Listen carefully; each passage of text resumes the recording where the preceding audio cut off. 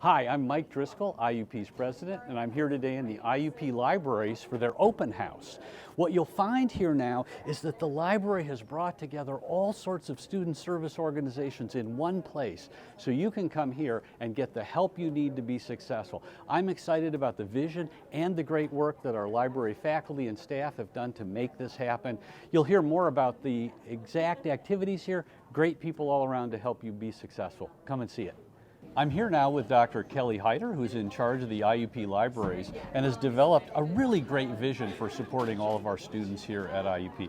So Kelly, I'd love it if you could tell us a little bit about what's going on here today. Absolutely, President Driscoll. Thank you so much for coming.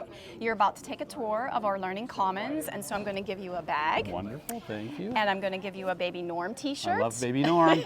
And you're going to follow our tour path, which begins with our Get It desk in the library, which is where students can get all of their print and electronic materials that they've borrowed through interlibrary loan. They can also get equipment through our media circulation department.